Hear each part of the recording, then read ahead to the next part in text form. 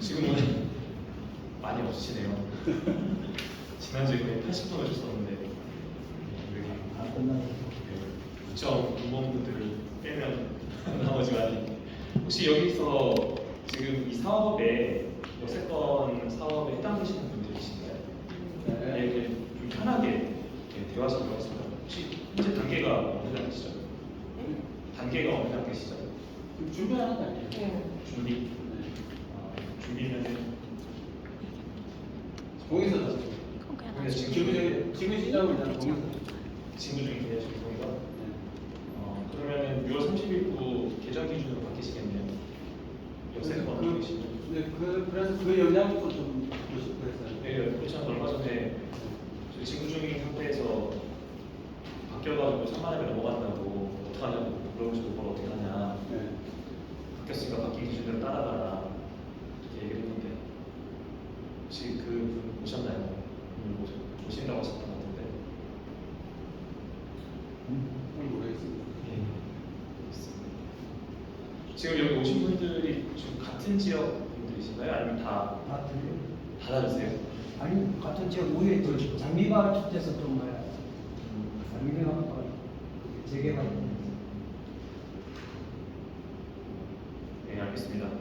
그러면 일단은 영등포 재개발재건축센터에 대해 간단하게 소개드리고 재개발재건축도 마찬가지 개념도 간단하게 소개드리고 그다음에 오늘 강의 찾아간 주민 설명회 때 질문하셨던 내용으로만 정리를 제가 했거든요.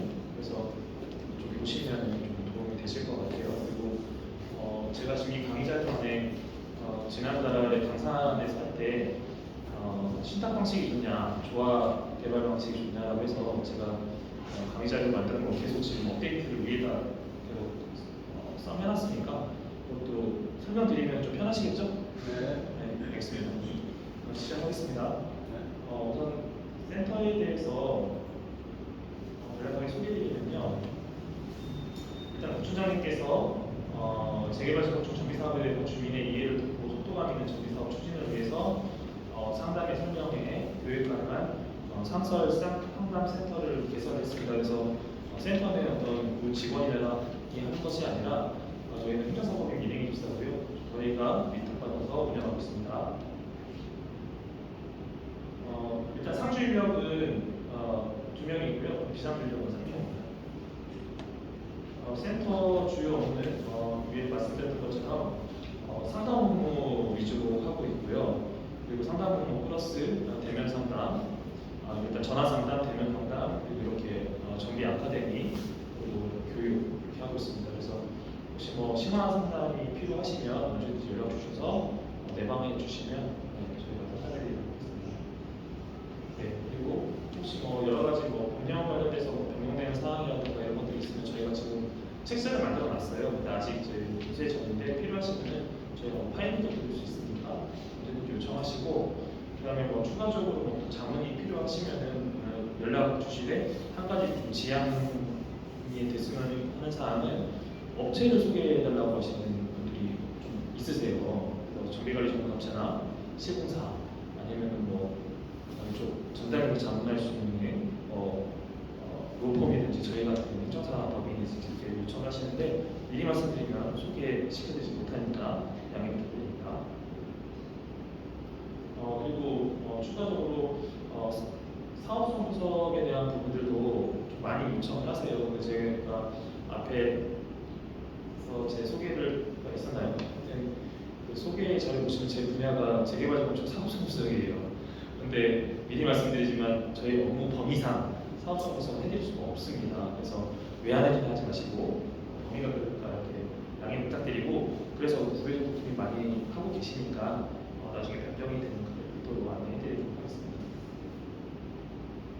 이 아래 보면 저희 사업성 분석이어가지고 나머지는 일단은 그 재개발 재건축 개념은 아시죠? 재개발이 뭡니까? 대략적으로는 공부들 많이 하실 텐데 미리 질문하면 재개발이 뭐죠? 좀 더 직관적으로 갈까요? 예, 아파트는 재개발입니까? 재건축입니까? 예, 아파트는 재건축입니다. 예, 그렇게 좀 이해를 하시고요. 재개발은 주택 위주로 하는 것들이 재개발이라고 보시면 되는 거예요. 그리고 이제 그 재개발 재건축에서 크게 공공이 앞에 붙을 거예요. 공공이 붙으면은 어떤 이점이 있습니까?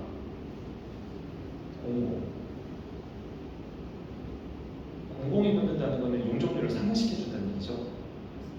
근데 대신에 용적률을 상향시켜주는 조건이 임대시설을 넣는다거나 기반시설을 넣을 경우에는 용적률 상향인데 대신에 이제 그런 일장이 일단 있다는 거 좀 이해하시고, 혹시 재개발 재건축 개념에 대해서 좀 설명을 드릴까요?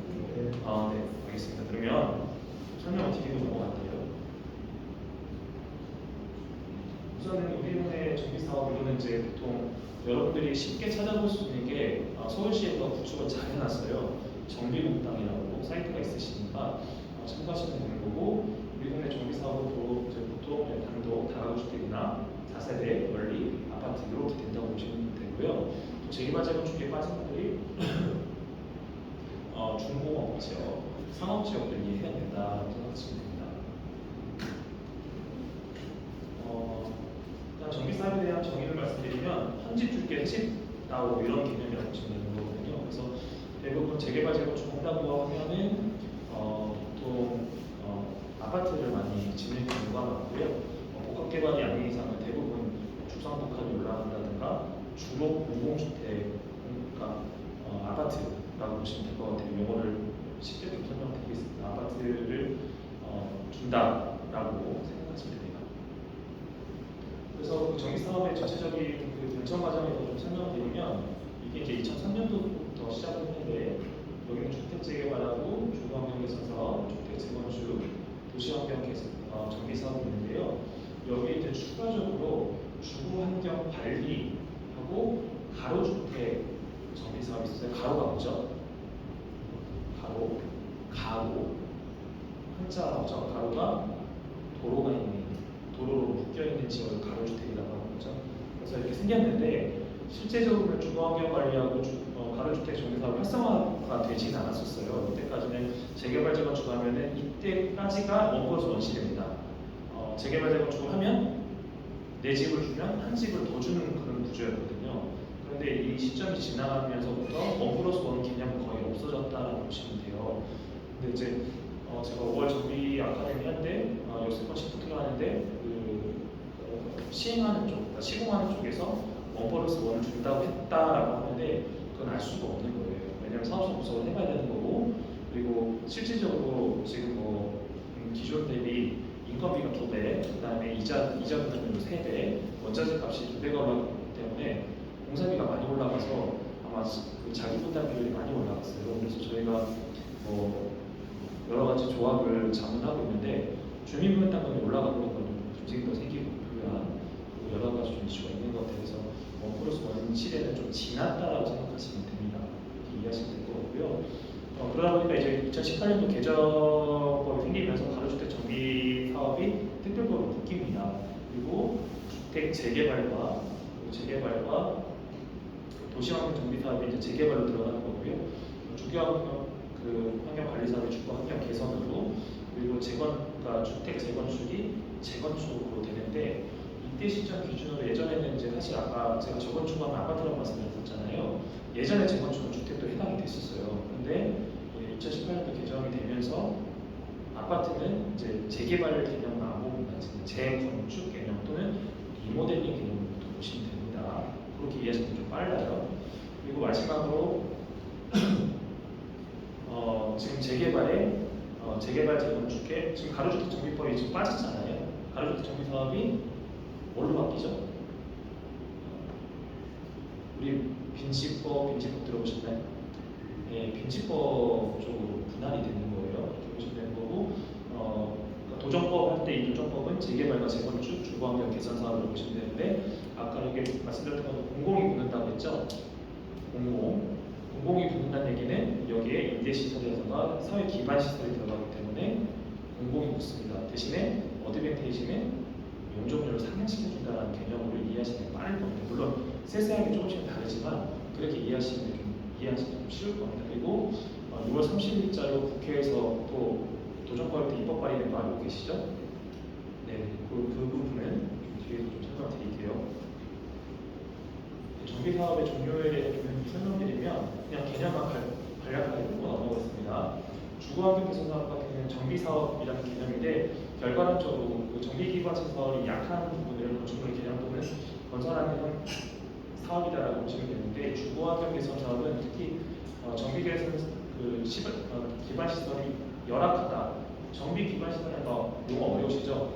쉽게 말하면 도로가 정비 기반 시설이라고 하면 도로, 대표적으로 도로, 그다음에 전선, 그 재난안전 시설 이런 것들을 말해요.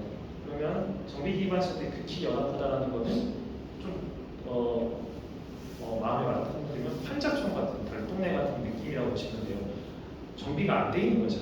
그리고 도로도 잘 안 나와 있고, 그다음에 전선도 잘 제각각 이런 된 부분들을라고 보시면 됩니다. 그래서 이런 그 주거환경을 통해서 결과론적으로는 보존을 한다든지 필요에 따라 보존이 필요한 구역을 보존을 한다든지 아니면 정비를 하든지 개량을 하는데 대부분은 현재는 이제 어떤 정비라는 개념, 개량이라는 개념이 대부분 다시 밀고 똑바로 거의 대부분 이제 거의 재개발하는 그런 형태라고 보시면 될 것 같습니다. 그리고 재개발이 있는데요. 재개발 같은 경우는 이제 여기 보시면은 상업지역과 중공업지역 등에서 도시 기능의 회복을 위해서 하시는 것들 보통 재개발이라고 하는데 여기에 추가된 게 공공재개발 사업이라고 보시면 됩니다. 그래서 이것도 마찬가지로 이제 조합 시행이 있고 신탁 시행이 있어요. 그래서 조합 시행이 좋은지 신탁 시행이 좋은지 그 부분 뒤에서 일자입니다. 좀 비교해 드릴게요. 그래서 재개발 사업 같은 경우에는 이렇게 보시면 주거환경 개선 사업은 도로나 대부분 그 기반 시설이 열악한 지역이 주거환경 개선 사업 부지입니다. 그리고 재개발 사업은 상업지역이나 공업지역을 말하는 걸로 그렇게 이해하시면 됩니다. 그리고 그 재개발 사업 같은 경우에 연면적인 100분의 50 이상을 지분주택형으로 그다음에 여기에 공공임대주택, 그래서 공공임대주택, 공공주택 여러 가지 이제 민간인과 조율된 것들이 있는데 그런 것들이 대부분 재개발에 나오는 거라고 보시면 되고요. 여기서 이제 지분형 주택이라든가 공공임대주택, 민간주택이 있는데 지분형 주택 같은 경우에는 소위 말해서 우리가 보통 SPC를 한다고 하죠. 그래서 사업시행자가 토지주택공사 등이 분양 대상자와 사업시행자가 공동소유로 해서 그냥 말 그대로 지분형으로 가져가는 형태인 거고요. 공공임대주택 같은 경우는 여기 말하는 국민임대주택, 영구임대주택은 많이 들어보셨죠. 그리고 국민임대주택하고 공공주택하고 통합공공임대주택하고 장기전세주 쭉 있는데 이거는 정권에 따라서 용어가 조금씩 변천될 거라고 보시면 돼요. 그래서 공공임대주택은 지금 현재는 통합하고 있는 거고요. 그리고 공공지원 민간 임대주택 같은 경우는 이제 민간 임대주택을 10년 이상 임대를 목적으로 해서 여기 이제 민간 임대를 한다 이런 개념으로 보시면 됩니다. 혹시 중간에 궁금한 거 있으신가 생각해 주세요. 그리고 재건축은 아까 뭐라고 말씀드렸습니까? 주로 아파트 쪽을 재건축이라고 보시면 돼요. 큰 개념에서 그렇게 이해하시면 좀 빠릅니다. 마찬가지로 아파트 지역을 재건축하는 건 공공임대니까 용적률이 올려주는 대신에 임대주택이 들어갈 수밖에 없는 거죠. 그렇게 보시면 되는 거고요. 여기도 마찬가지 조합 시행을 하고 있습니다. 조합 후에 신탁 시행을 할 수가 있습니다. 기존에 굳이 기존 때하고 개정 때하고 비교를 해드리면 똑같아요. 그냥 예전에 이제 주거환경 개선 사업이 개선 사업과 환경관리 사업을 묶어놓은 거기 때문에 여기에 이제 주거환경 개선 사업 들어가는 거고요. 예를 들면 아까 말씀드린 달동네 또는 철거민 주거지를 개발하는 건데 아파트가 들어간다든지 아니면 도로나 공원 등 SO 시설이 들어간다든지 주택을 개량하는데 이라는 이제 공동주택에서 보통 이제 LH도 많이 시행을 하죠. 그래서 LH에서 기존 주택이나 도로를 모두 철거한 후에 공동주택을 건설한다든지 아니면 현지 개량으로 해서 소유자들이 개량하고 그다음에 이제 나머지 부분들을 일정 부분은 이제 SOC 시설로 여러 공원이 들어간다든가 주민생활 시설이 들어간다든가 그렇게 이해하시면 될 것 같습니다. 그리고 또 여기 보시면은 좀 단독주택이나 다세주택 그대로 이제 보존하는 경우가 있는데 매번 다 재개발 주거환경에서 다 아파트를 질 수는 없지 않습니까? 그렇기 때문에 이 아파트 건설을 위해서 저층 위주로 주택 단지가 사라지는 건 막기 위해서 또 이를 보존하고 정비 개량하는 방식도 있는데 주로 이럴 때는 이제 도로 전시주 CCTV 공원 등의 기반 시설로 해서 시설을 확충해 주는 거예요. 그래서 필요에 따르면 뭐 LH가 매입할 수도 있고 매입해서 구성할 수도 있고 이런 형태로 보시면 되고요. 그리고 단독주택이나 여기 말씀드렸던 것처럼 이 내용이 거의 그런 내용하고 똑같다고 보시면 될 것 같습니다. 재개발은 그 기존의 주택 재개발하고 그다음에 도시환경 정비 사업을 이제 묶어놓은 거라서 그래서 이제 그 노후된 주거 환경을 개선하는 건데 여기 아까 말씀드렸던 중공업 지역이나 산업 지역을 이제 하나로 통으로 껴진 거라고 이해하시면 빠릅니다. 그래서 재개발과 재건축의 용어를 좀 이해하시면 어디서 우리 아파트 재개발할 때 하면 틀린 거죠. 아파트는 재건축이라는 개념으로 보시면 되는 거예요. 근데 필요에 따라서는 아파트와 주택지가 밀집돼 있어요. 아파트와 주거지가 일반 주택지역이 합쳐져서 개발되면 그거는 재개발이라고 표현을 하죠. 그래서 이런 형태 같은 경우에는 노후된 단독주택 지역에서 기존주택이나 건축물들을 철거하고 아파트 단지를 구성하는 것들부터 재개발이라고 이야기합니다. 단, 아까 뭐라고 했죠?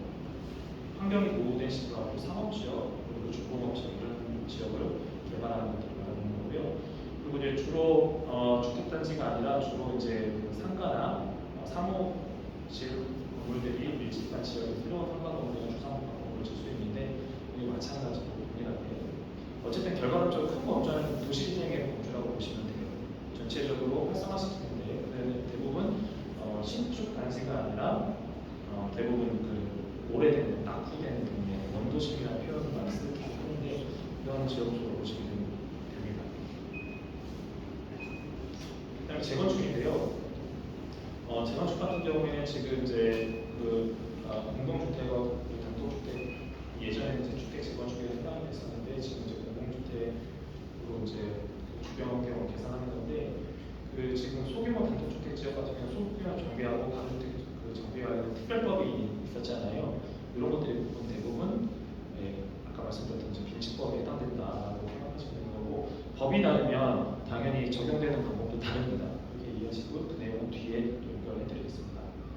그래서 정리를 해서 말씀드리면 주거환경 개선 사업이나 주거환경 관리 사업이 저소득층 집단, 그러니까 좀 표현이 좀 그렇지만 좀 달동네나 좀 낙후된 지역을 표현을 해요. 또는 단독주택이나 다세대가 밀집한 지역에 좀 전체적으로 좀 정비가 안 돼 보인다. 딱 가보면 알잖아요. 그런 부분들이 이제 주거환경 개선 사업을 느끼는 거고, 그다음에 이제 재개발하고 도시환경 사업이 지금 상공업체들이 지역이 들어오면서 재개발 사업이 되는 거고, 그다음에 이제 공동주택 같은 경우에는 재건축이 되는 거고, 가로주택이 빈집법으로 들어갑니다. 그래서 가로주택이나 소규모 하면은 빈집법으로 통용되는 거고요. 아까 말씀드렸던 것처럼 3차 개정하기 전에 당시 조정의 법에 따라서 시행되는 경우에는 기존의 사업으로 보시면 된다. 지금은 이제 주로 이걸 해당되는 건데 공동주택에 한해서만 재건축 사업이 된다고 보시면 됩니다. 그러면 그 도정법에 따라서 보시면은 그 재개발 재건축인데 주거환경 사업을 하면 동네 이미지가 나빠질까요? 나빠집니까? 제가 달동네나 표현만 해가지고 계속 나빠질까요? 그건 그렇지 않아요. 대부분 그 광역시도의 원도심 지역이 일단은 무계획 개발을 많이 했었죠. 지금 도시계획위원회가 있어서 정확하게 그 개발 행위를 하지만 그렇지 않은 지역 같은 경우에는 일단은 땅이 있는 대로 짓기 때문에 별로 환경은 좋지는 않아요. 하지만 그 지역이 나쁘다는 건 아니에요. 그러니까 완전하게 정비를 하기 위해서 주거 환경 개선을 한다고 생각하시면 되는 거고, 재개발 재건축이 좋다, 재개발이 좋다, 재건축이 좋다 할 수 있을까요? 할 수 없죠. 좋은 건 뭐죠? 사업성이 좋은 것이 좋은 거예요. 그렇게 이해하시면 됩니다. 그래서 각 사업별로 정비 계획의 일반 대상지배에서 정의를 하고 있고요. 여기에 이제 세부적으로 나와 있는데 이 내용을 넘어가겠습니다. 그래서 여기 이제 보통 보시면은 그 도정법하고 그다음 이제 빈집법에 대한 부분인데 빈집법은 이제 소규모 주택 정비 사업이라고 표현을 하고 있고요. 이것도 마찬가지로 조합이나 신탁시행을 할 수 있습니다. 그러니까 모든 재개발 재건축 뭐 주거환경 개선 사업을 할 때 기본적으로 조합이 대부분 구성된다고 보시면 돼요. 뒤에 보면 주택법에 있는 지주택조합도 조합이 구성되기 때문에 조합 시행을 한다든지 신탁 시행을 한다든지 그게 거의 핵심이라고 보시면 되고요. 큰 차이는 없어요. 이제 법이 어떻게 적용되느냐, 규모가 어떻게 적용되느냐, 어느 지역에 따라서 사업이 조금씩 다른 것뿐이고요. 여기 보시면 이제 소규모 재개발 사업이 역세권 또는 중공업체, 역세권 개발 사업이 이런 형태에 들어간다고 보시면 됩니다. 그리고 이제 주택법에 따르면 이제 이게 좀 다른 게 그 도정법이나 이 빈집법 같은 경우에는 지금 보면은 정책적인 요소가 좀 있어요. 정책적인 요소가 그렇기 때문에 정비구역을 이제 뭐 진단 안전진단을 해서 여러 가지 이제 정비구역을 구성하게 되는데 주택법 같은 경우에는 조합원이 필요에 스스로 하는 겁니다. 그러니까 지주택조합, 지역주택조합이라고 했는데 이 부분은 이제 그 보통 앞에 있는 위 두 개의 법은 외부 조합원이 있습니까 없습니까? 외부 조합원이 있을까요 없을까요? 아까 말씀드렸던 재개발 재건축이나 그런 빈집법은 외부 조합원이 있을까요 없을까요? 없습니다. 없는데 주택법에 의한 그 지역주택조합, 지주택조합이라고 보통 하는데 여기는 외부 조합원이 들어옵니다.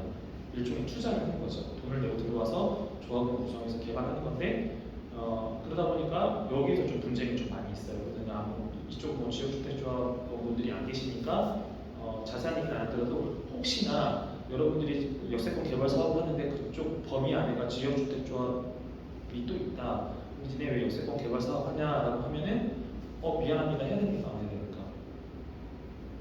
지역주택조합이 와서 니네 왜 역세권 개발 사업에 하면은 여러분들은 그럼 우리 지역주택으로 가야 되나 이렇게 생각하시면 돼요 안 돼요? 우리가 먼저 시작했다라고 안 되죠. 예, 지역주택조합은 본인들이 의지에서 하는 거기 때문에 예, 그거는 상관없어요. 근데 우리가 또 역세권 개발 사업을 할 때 우리가 조합이 구성이 먼저 되면 조합이 구성이 되면은 네, 지주택조합이 아무리 와서 뭐라고 하더라도 우리는 우리 사업 할 수 있는 거고요. 근데 간혹 지주택조합에서 와서 뭐라고 합니다라고 이제 상담이 많이 들어오는데 그거는 별개의 문제예요. 물론 어떤 지위를 나눌 수는 없지만 지역주택조합이 어떻게 보면 하위라고 보시면 됩니다. 예, 그러니까 보증을 해주는 개념에 봤을 때는 지역주택은 조합원이 필요해서 하는 거기 때문에 네, 그래서 결과적으로 이제 도정법과 이런 그 재개발 재건축에는 도정법과 빈집법과 주택법에 의해서 재개발 재건축을 하고 있는 거고요. 네, 요게 여기까지가 재개발 재건축에 대한 개념이십니다. 혹시 여기까지 궁금한 거 있으신가요? 혹시 현재까지 궁금하신 거 다 알고 계신 거죠? 네, 이미 뭐 충분히 궁금하시잖아요, 그죠? 네, 간혹 저희보다 더 많이 알고 계신 분이 많으셔가지고 네, 이 정도 넘어가고요. 그리고 이제 아마 조합을 구성하고 있는 상황에서 조합 방식하고 신탁 방식에 대해서 굉장히 궁금하실 텐데 이런 내용은 조금 하고요. 지금 여러 가지 이슈가 있는데 최근에 그 재개발 재건축을 하면 예전에 아마 이분 오신 분들 중에서 이미 재개발 재건축 혜택을 보신 분들 계실 거예요. 근데 그때하고 지금은 엄연히 상황이 다르기 때문에 예전 생각하시면 안 됩니다. 그래서 최근에는 재개발 재건축을 한다고 하더라도 시공사가 붙지 않아요. 그죠? 그런 얘기 혹시 주변에 들으신 거 없으십니까? 사업성이 아니니까 시공사가 내가 하고 싶어도 안 와요. 근데 예전에는 내가 추진위원회 구성하고 조합이 구성이 되면은 서로 왔죠. 그렇죠? 정비관리 전문업체부터 물론 정비관리 전문은 사업 전부터 물론 영업을 사겠지만 시공사들이 서로 돌아다니고 인사하러 다녔어요. 근데 지금은 그렇지가 않아요. 사업성이 떨어지면 시공사를 못 실어 다니는 상황입니다. 그래서 여러분들이 조합원으로서 아니면 그 지역의 해당자로서 생각하실 때는 사업성에 대해서 분명히 고민 많이 하셔야 된다. 이렇게 말씀드리고 싶고요. 일단은 그 재개발 재건축에 대해서 연구기관이라는 게 되어 있는데 이거는 뭐 내용상으로 적절하지 않은 거고요. 최근에 이제 2023년도 3월부로 재개발 재건축에 대해서 신탁이 대안을 proposal하고 있다고 하는데 이게 왜 그러냐면 어떤 게 좋다는 얘기는 아닙니다. 신탁이 좋다는 얘기는 아니에요. 통상적으로 재건축, 예를 들어 재건축 사업을 하게 되면은 거의 9년에서 10년 정도 소요가 됩니다. 소요가 되는데 뒤에 보시면 절차는 이미 다 찍어놓고 네, 지금 이거거든요. 그러니까 정비 조합하고 그다음에 신탁사 방식이 있는데 그러니까 그러니까 조합이 구성이 되면은 이제 준비위원회 단계부터 추진위원 단계 그리고 이제 통상적으로 이제 정비관리 전문업체가 선정은 원래 보통 응가한 다음에 한다고 되는데 실질적으로는 아마 준비위원회 단계나 추진위원 단계부터 보통 OS 업체들이 먼저 붙기 시작해서 엔지니어링 또는 OS 업체들이든 아니면 정비관리 업체가 먼저 뒤에서 자문하는 형식으로 보실 거예요. 그런데 이제 그게 다 비용인 거죠. 나중에 실제 사업을 하게 되면 정비관리 전문업체에 PM 비용들이 있기 때문에 물론 이제 조합에서 쓰는 비용도 있지만 근데 이미 이전에 조합 전에 업체들이 이제 먼저 붙죠. 뭐 안 좋다는 얘기는 아니고 그러다 보면 이게 이제 여기 보면 뭐 정비관리 전문업체부터 법률, 세무, 대리, 친환경 업체, 뭐 설계, 용역도 다 해야 되고 하면 이게 다 비용인 거죠. 그런데 그런 모든 선택을 조합장이 보통 하잖아요. 근데 조합장은 사실 아니죠. 총회 의사결정을 통해서 이제 조합장이 최종 결정을 하고 도장을 찍는 건데 이제 이런 이제 재반 절차가 있고 신탁 방식으로 하면은 신탁 같은 경우는 전체 이제 위원회를 이제 구성을 하게 되는 거죠. 그럼 신탁이 알아서 다 뭐 시공사 작업 펀딩부터 다 이제 끌고 들어오는 건데 안정성의 입장에서는 미리 말씀드리면 안정성의 입장에서는 신탁 방식이 맞습니다. 왜냐면 일단은 그러니까 안 좋게 얘기하면 그 조합에서 생길 수 있는 그 어떤 여러 가지 비위 사실이라든가 여러 가지 좀 좋지 않은 일들이 신탁 방식으로 하면 나쁘지는 않아요. 그런데 대신에 이 조합의 조합 이사회든 대의원회든 어쨌든 이사진들이 조합장을 필두로 해서 이사진들이 정말 어떤 사명감을 갖고 최선을 다해 주시면 사실 여기서 비용을 좀 줄일 수 있는 부분들도 있거든요. 근데 이제 그게 진짜 쉽지 않죠. 이 내용들을 다 알아야 되는데 못하니까 업체에 맡겨서 업체가 지금은 무비용으로 하지만 나중에 다 비용 상계 처리해버리거든요. 이제 어쨌든 조합장과 이사회가 잘하면 나머지는 큰 문제가 없어요. 근데 이제 신탁은 또 그 사업의 안정성 끝까지 책임을 지기 때문에 어쨌든 뭐 개발 신탁이기 때문에 뭐 관리 신탁도 있지만 대부분 개발 신탁이거든요. 끝까지 책임을 져주기 때문에 그러면 이제 신탁을 하게 되면은 사업의 굉장히 안정성이니까 속도감은 분명히 있습니다. 중간에 뭐 문제가 생기는 게 별로 없으니까요. 다만 신탁에서 통상적으로 뭐 3% 정도 그냥 업계에서 3% 정도 떼가긴 해요. 그런데 이제 실질적으로 그게 이제 주민의 수익에 대해서 매출에 대해서 3%를 이제 떼가다 보니까 그게 수익이 나는 구조에서 그것도 아까우실 수 있거든요. 그래서 그런 것들은 나중에 진행하시게 되면은 양쪽 다 제안서를 받아보면 돼요. 제안서를 받아보면은 대략적으로 가이드가 나오거든요. 그러면은 그거 고려하셔서 조합 방식으로 할지 신탁 방식으로 할지는 그때 가서 고민하시면 될 것 같습니다. 그래서 정 안 되시면 그 제안서를 갖고 오시면 돼요. 뭐 6월달에 모 아파트에서도 제안서를 들고 오셨었거든요. 그래서 좋습니다. 제가 말씀 못 드려요. 적절하게 예산이 판단 된 것 같습니다. 보여집니다라고는 말씀드릴 수 있으니까 한번 정 안 되시면 그때 한번 말씀해 주시면 제가 검토는 해드릴게요. 상세하게까지는 아니더라도 이런 절차가 있으니까 입장이 분명히 있습니다. 네, 그래서 지금 재건축의 사업의 방식에 보면은 뭐 신탁 방식으로 쭉 돌아가는데 이제 신탁사의 수익을 3% 받고 하겠습니까? 그건 아니고요.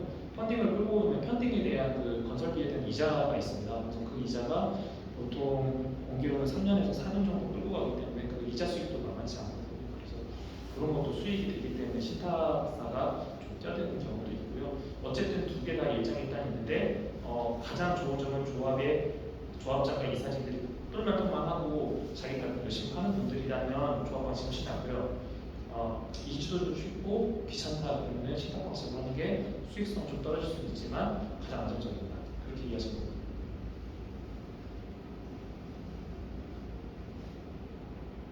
네.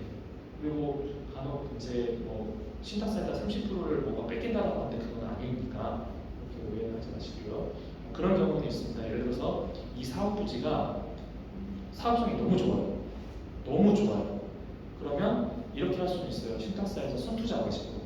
그러니까 소위 말해서 SPC가 특수노조법인을 만들어서 자기네가 일단 투자하고 그럴 테니까 대신에 조합원들 비용이 좀 코스트가 떨어지겠죠. 왜냐하면 자기 분담은 어떤 식으로 내게 되기 때문에 그런 방식도 있는데 그런 건 사업자가 정말 좋은 지역은 역으로 신탁사에서 우리가 SPC로 시행사 같이 조합 시행 같이 합시다 하는 경우는 사업성이 분명히 있기 때문에 하는 것이라서 그거는 좀 고려하셔서 판단하시면 됩니다. 네, 이거는 통상적으로 이건 뭐 제가 개인적으로 계산한 건 아니고요. 기사에 나와 있는 겁니다. 그래서 재건축 재개발 사업 평면은 8.7년이고 재건축은 9.7년 정도 소요가 된다라고 보시면 되겠습니다. 네. 그리고 이건 뭐 되게 참고하시고요. 통상적으로 이제 그냥 조합의 구성에서 갈 때 저희가 이런 업무를 많이 하다 보니까 조합 설립 준비 단계가 약 30주 정도 평균 소요되더라고요. 생각보다 오래 걸립니다. 그리고 여기서 보시면은 이제 조합 인가받고 그다음에 조합 등기하고 허가증 나오는 것까지 그리고 조합 설립 후에 이제 진행 단계에서 사업 시행 관리 시점까지는 보통 59주 정도 소요되고요. 그리고 사업 시행부터는 실제로 뭐 조합에서 이제 청산과 해산하는 단계는 3년 이렇게 해서 일정이 소요된다. 이게 거의 한 7, 8년 정도 되는 거죠. 네. 분담금은 물론 이제 분담금이 이제 여러 형태가 있을 수 있어요. 근데 이제 최근에 조합의 개발 입장에서는 여러 가지 선택을 할 수가 있는데 아까 말씀드렸던 것처럼 조합장이나 이사회가 조금 굉장히 적극적이고 하다 보면 이 분담금이 사실 이게 정해져 있는 건 아니거든요. 분담금이 얼마든지 조정이 돼요. 그래서 최근에 분담금이 더 들어간다는 기사들 많이 보셨을 텐데, 근데 이제 그 개발을 하면서 고정 분담금이 있고 일단 이제 보통 변동 분담금을 보통 많이 대부분 변동 분담금이죠. 근데 이제 보통 저희가 좀 아까 말씀드렸던 것처럼 조합장이나 이사진들이 좀 똑똑해서 지금 이런 좀 부동산 경기가 안 좋을 때 고정 분담금 제로 가면은 좀 유리할 수 있어요. 고정 분담금 같은 나머지 수익은 니네가 알아서 우리 분담금은 픽스에다가 사업 초기 때. 근데 최근에 모 지역도 여섯 사업 하면서 그 분담금에 대해서 지금 그러니까 초기 정비관리 전문업체가 제안했던 엔지니어링에서 같이 제안했던 분담금이 변경이 됐어요. 변경이 되니까 이걸 맞춰라고 했더니 기한 못한다고 해서 저희한테 전화가 오셨었거든요, 센터에. 그래서 제가 일단은 안은 드렸죠.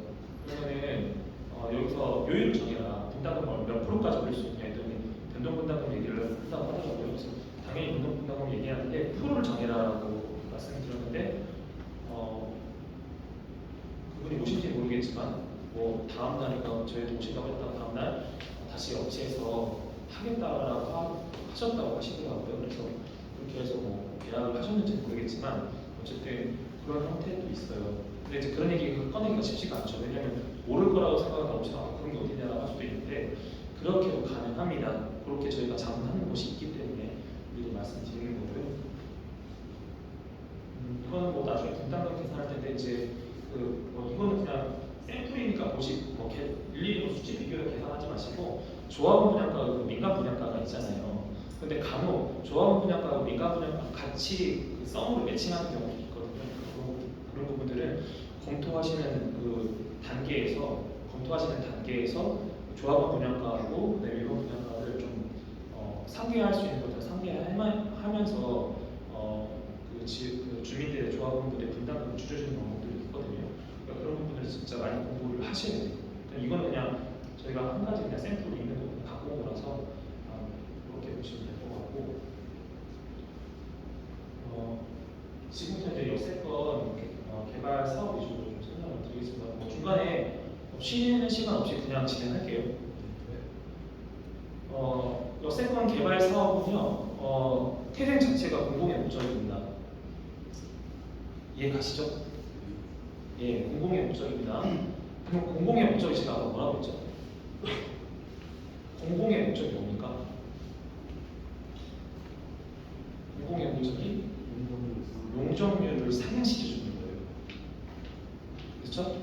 자, 용적률을 상향시켜줬습니다. 그럼 반대급부로 뭐가 따라갔죠? 임대주택이나 사회 기반 시설이 들어가는 겁니다. 이해가시죠? 예, 그럼 이제 끝났습니다.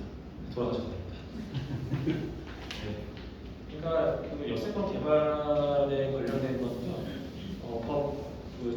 뭐 재개정될 때도 뭐 저희도 뭐 의견을 내기도 했지만, 뭐 이제 저희도 행정사가 혹시 어떤 공모 하시지 아시나요?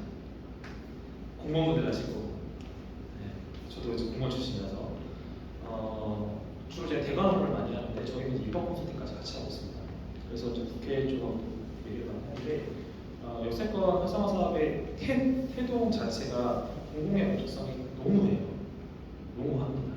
그래서 결과론적으로는 용적률을 상향시켜줄 거니까 좀 여기에 임대 비율을 아니면 좀 좋게 말해서 임대라고 말하고 뭐라고 하죠? 전문 용어로 뒤에 나오지만 공공을 위해서 니네가 기여주네 조합에서 그게 공공기여비입니다. 그거를 10% 50%까지 조정하는 거죠. 그러면 생기는 것에서 50% 가까이는 뭐 장기전세 주택을 줄 수도 있는 거고, 뭐 임대주택을 줄 수도 있는 거고, 청년주택을 할 수도 있는 거고, 이제 이런 것들이 얘기가 되는 거예요. 그래서 그 역세권 활성화 사업의 목적은 물론 이제 또 세부적으로 들어가면 좀 다르겠지만 역세권 발전 사업 제가 이제 표시를 했는데 역세권 사업에 대해서 이게 이제 복합 개발하고 역세권 개발하고 하는데 조금 더 여기서 조금만 딥하게 들어갈게요. 역세권 사업은 전형적으로 그 시도에 더 개발할 곳이 없는 거 알고 계시죠? 지역 팽창이 안 되잖아요. 예전에 어떻게 했습니까? 서울시가 팽창하니까 위성도시가 생길 수 있었어요. 그런 땅들이 있었고. 근데 지금은 어디 하나를 개발하려면 어떻게 됩니까? 환경영향 판단하든가 그 지역 개발하려면 또 지역 내에서 예타를 받아야 되고 이게 너무 길잖아요. 15년, 20년, 30년이 걸리잖아요. 그런데 그 사업을 그렇게 확장 사업과 팽창 사업을 할 수가 없으니까 역세권 개발 사업의 전체적인 골격 자체는 그 광역 시도에 있는 밀집 지역, 노후 지역, 쉽게 말하면 원도심 지역을 컴팩트하게 만드는 거예요. 그리고 전체적으로 복합 개발을 진행할 때 지금 이제 뭐 광역시도 같은 경우에는 뭐 대중교통이 많이 있잖아요. 그러니까 차량의 운행보다는 그 지역을 전체적으로 컴팩트하게 깔끔하게 어떤 역 중심으로 개발해서 대중교통만 이용해도 모든 지역을 갈 수 있게 만들려고 하는 게 역세권 개발사의 큰 방향이에요. 거기에 이제 그쪽에 있는 거예요. 그러니까 이제 복합 개발은 막 최근에 어제인가요? 어제도 요 근방에 서울시 안에도 나왔지만 뭐 66개대 이상의 몇 개를 모아 76개를 모아서 개발한다 이런 것들이잖아요.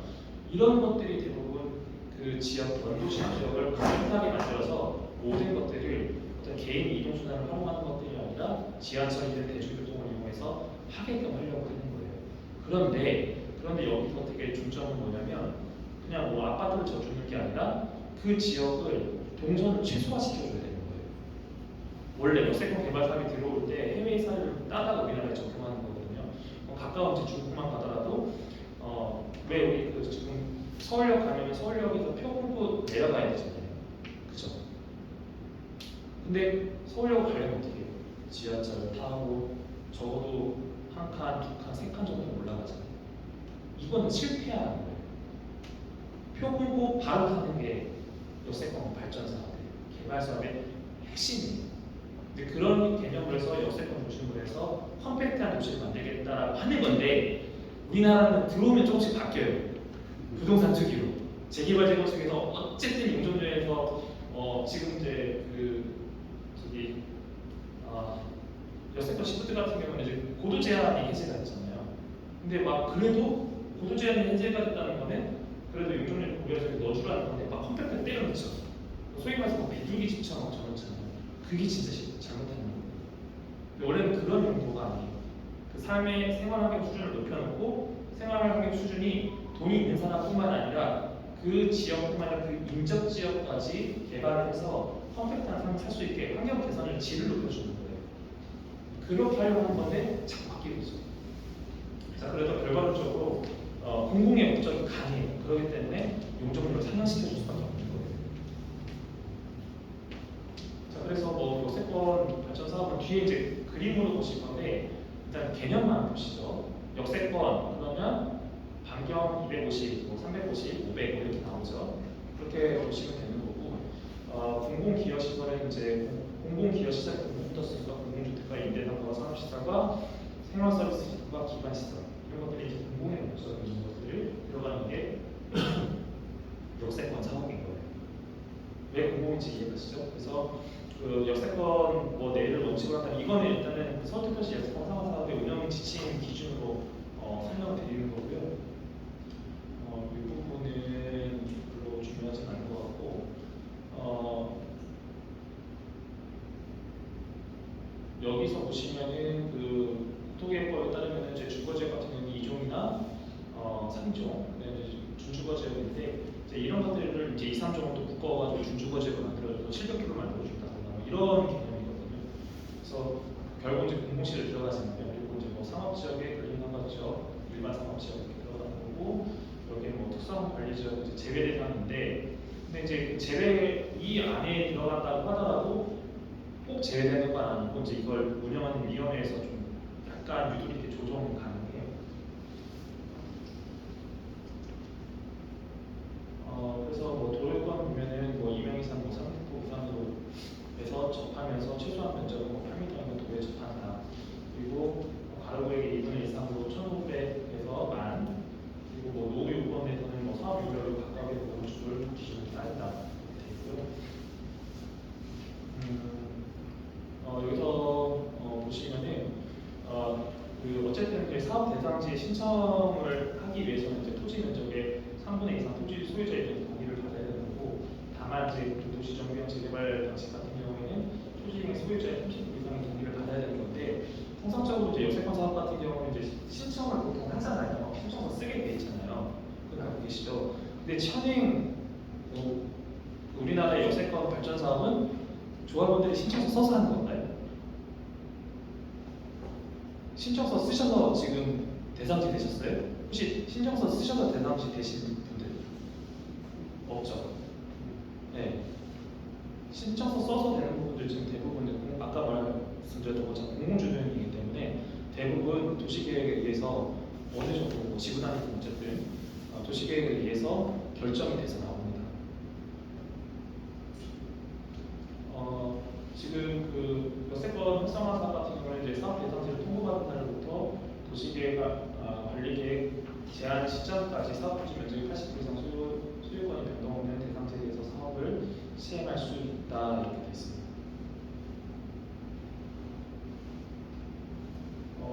지금 이제 여기에 보시면은 그 역세권 중심 체계나 입지의 특성이 있는데요. 이거는 그림으로 좀 설명을 드리면 좋을 것 같아요. 이렇게 봐서는 감도 잘 안 오고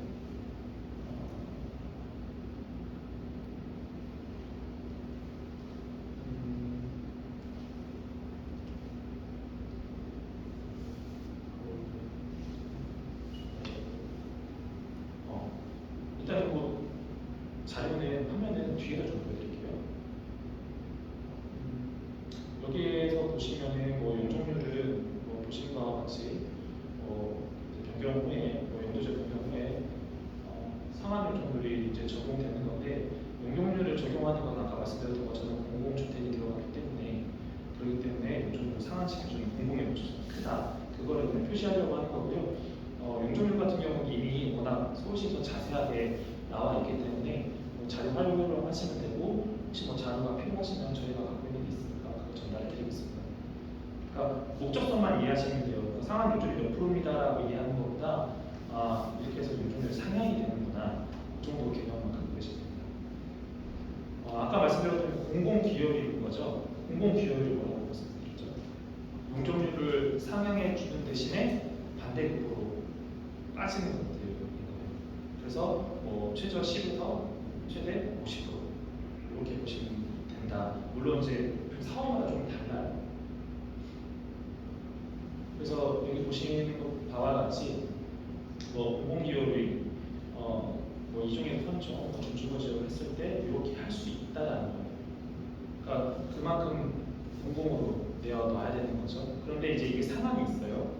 상한이 있어서 공공기업 시설 같은 경우에는 지금 뭐 50% 초과할 수 없다 그래서 각각의 이제 여러 가지 시설이 들어가지 않습니까? 그러면 50%를 초과할 수 없다라는 게 현재 기준입니다. 일단은 이건 서울시에서 주신 자료 기반으로 하는 거니까 그렇게 이해하시면 될 것 같고요. 지금 이제 그 공공시설 시설 기준에서 지상 1층 또는 지상 2층에 설치하지 않는 경우 시설 접근성과 이용성을 향상시키기 위해서 전용 출구, 출입구 및 전용 엘리베이터 등 통행을 설치하고 동일한 층에 집중적으로 계획하는 걸 원칙으로 하고 수영장, 공연시설, 기부 체납시설 공작과 사용 목적을 위해 필요한 경우 지하층 설치를 검토할 수 있다. 그러니까 결과론적으로 이제 이 부분은 여러분들이 검토하실 사항은 아니고 실질적으로 이제 나중에 사업을 하시기 전에 통상적으로 이제 엔지니어링 업체들에서 도안을 뜨죠. 도안을 떠야지 사업 구성이 되거든요. 그러니까 통상적으로 이제 저희가 계산하는 방법은 2만 회대에 용적률 700%면은 700세대, 800세대가 나온다. 하는 거는 저희가 하는 얘기고 사업 분석을 하는 분들은 이렇게 표현을 해요. 대충 그 해배하고 용적률하고 저희끼리 계산하는 방법이 있거든요. 그러니까 통칭 이렇게 보시면 돼요. 그러니까 2만 회대에 용적률 700%면은 700에서 800세대가 나온다. 이런 개념인데 그건 그렇게 보지 마시고 실제로 사업할 때 엔지니어링 업체들, 설계 업체도 도면을 떠요. 그럼 도면을 뜨게 되면은 도면 기준으로 어차피 이제 각 평형별로도 나오고 세대별로 나오기 때문에 그 세대 고려해서 사업성이 같이 분석이 되는 거예요. 그러니까 사업도 시작 안 했는데 사업성 있어요라고 질문하는 게 맞는 얘기일까요? 틀린 얘기일까요? 도면을 뜨지 않은 상태에서 지구 지정됐다고 사업성이 있습니까? 하면 맞는 말일까요? 네, 아닙니다. 도면이 정확하게 나와야 어느 정도 나와야 그걸로 사업성 분석을 이렇게 할 수 있는 거예요. 그거 기준으로 정비관리 전문업체가 할 수 있으면 해주거나 아니면 뭐 엔지니어링 업체에서 사업성을 분석해주는 그런 체계로 되어 있습니다.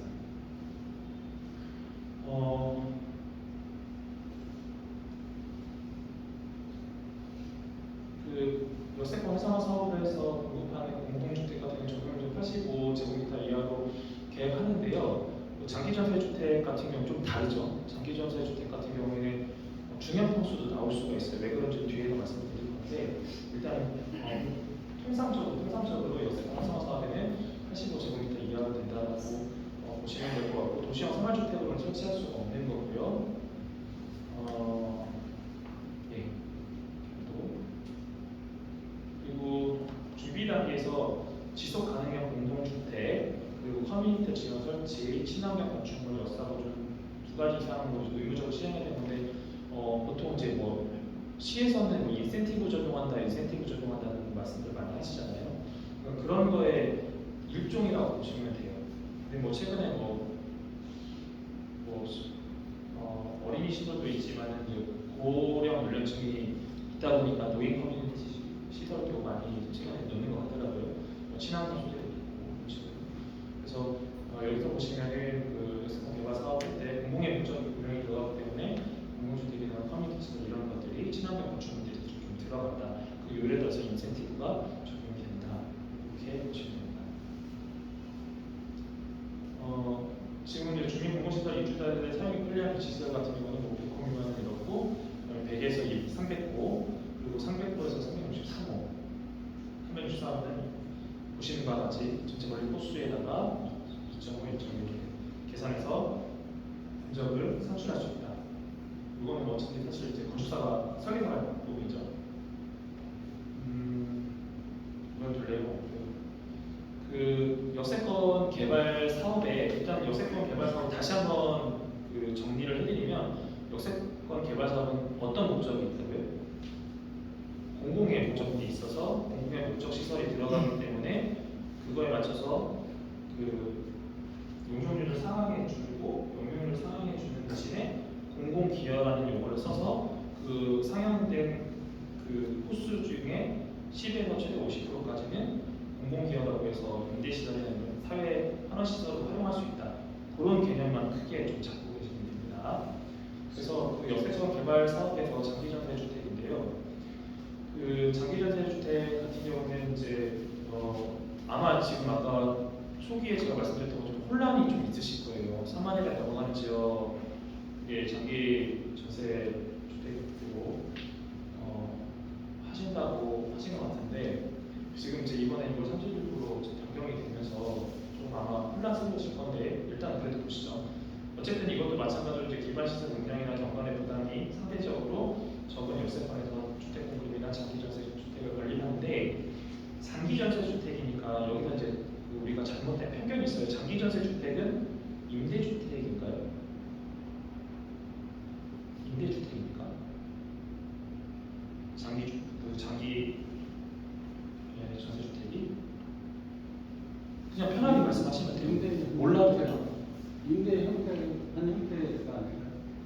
그러니까 이제 지금 서울시에 보면은 장기 전세 주택 같은 경우에는 그 시중 전세의 8, 90%에 들어가는 걸로 돼 있잖아요. 그래서 이제 지금 현재 그 장기 전세 주택 같은 경우에는 아까 말씀드렸던 80제곱미터 이상으로 팔 수도 있어요. 그리고 이거는 말 그대로 어떻게 보면은 좀 약간 우리가 생각하는 그런 임대 아파트의 개념이 아니라 전세로 들어오는 그런 구조이기 때문에 좀 약간 퀄리티가 좀 있다고 보시면 돼요. 그래서 우리가 이렇게 매칭이 되잖아요. 우리 아파트에 공공주택을 했는데 임대 아파트가 들어왔다면 아파트가 떨어진다라는 개념을 기본적으로 갖고 있잖아요. 그죠? 근데 이거는 그런 개념이 아니에요. 장기 전세 주택은 그런 개념이 조금 다른 개념이라고 보시면 되기 때문에 이게 과히 나쁜 건 아니에요. 그래서 여기도 마찬가지로 도정법에 의해서 도시정비용 재개발이라고 정책 표현을 하고요. 주택법에서 타업계획 승인하고 건축법에서 건축 허가를 통해서 진행되는 건데 일단 여러분 뭐 1차 역세권, 2차 역세권 이렇게 있는데요. 일단 1차 역세권은 250m 이내인데 지금 내년까지가 한시적으로 350m까지 지금 풀어주고 있고요. 2차 역세권은 이제 250m부터 500m 이내 범위다. 요 정도만 알고 계시면 돼요. 1차 역세권 250인데 내년까지만 100m 더 늘려주는 게 1차 역세권이구나. 그럼 내가 지금 350m 안에 들었으면 1차 역세권은 아닌데 내년까지는 한시적이겠구나. 이렇게 이해하시면 빠른 거고 나머지는 2차 역세권은 250에서 500m입니다. 네, 이 그림이 조금 이해하시기 좀 편하실 텐데요. 여기에 뭐 또 추가적으로 이제 달리는 그림이 있는데 그냥 이해하시기 편하라고 그냥 큰 그림을 가져왔어요. 그래서 아까 말씀드렸던 승강장 기준으로 원래는 250이잖아요. 근데 이제 2023년까지는 한시적으로 350까지 해준다. 그렇게 이해하시면 돼요. 이해하시죠? 네? 250, 300, 350. 250, 300, 500.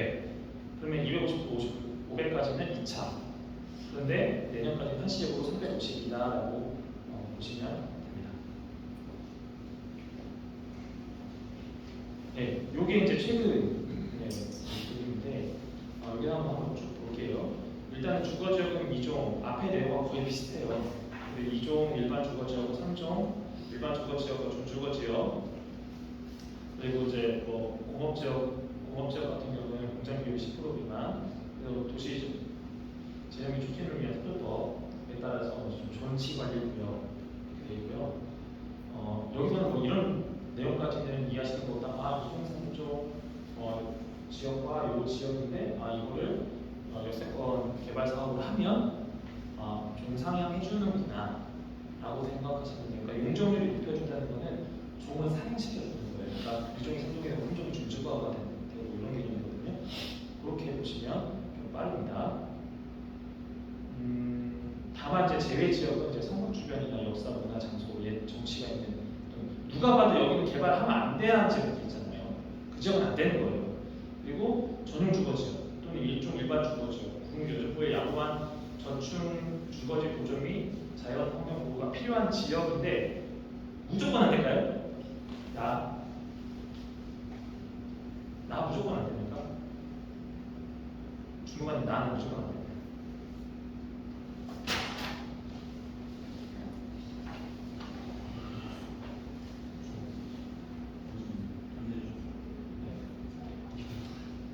근데 이제 나중에 그 복합개발 사업을 하게 되면은 전충 주거지로 포함되죠.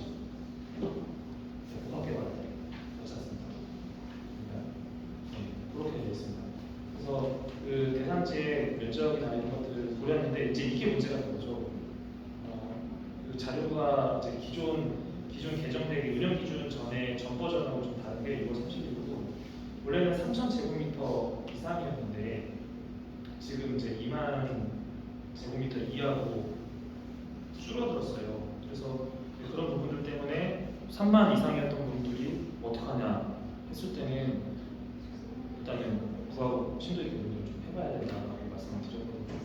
그래서 이런 부분들이 좀 변경이 됐기 때문에 이런 지역을 찾는 건 사실 민간에서는 하기는 쉽지 않아요.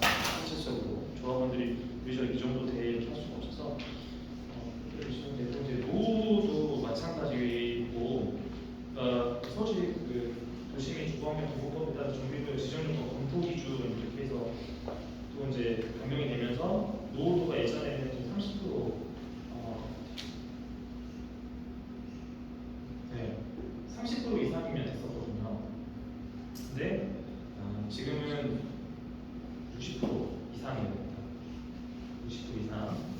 그리고 여기 보시면은 하나가 더 추가가 됐는데 요게 추가가 됐어요. 요게. 그래서 10년 이내 신축 건축 비율 15% 이상인 가로구역. 네. 요 구역도 요 구역은 15% 이상인 경우는 이 구역은 어떻게 되냐면 제외가 되는 그런 구조로 되어 있기 때문에 사실 좀 죄송한 말씀이지만 여기에 계시는 분들이 진짜 전문가가 아니면 파악하기 어려워요. 그게 문제예요. 사실 이거를 내가 몇 프로에 해당되고 몇 회배고 어디도 어디까지고 그러기 때문에 결과적으로 또 이제 업체의 손을 빌릴 수밖에 없는데 그게 조금 한 가지 좀 아쉽죠. 이거를 검토를 해줄 수 있는 데가 없으니까요. 그리고 이제 역세권 사업 대상지 보시면은 효율적인 이유, 정형화 내내 비슷한 얘기고요.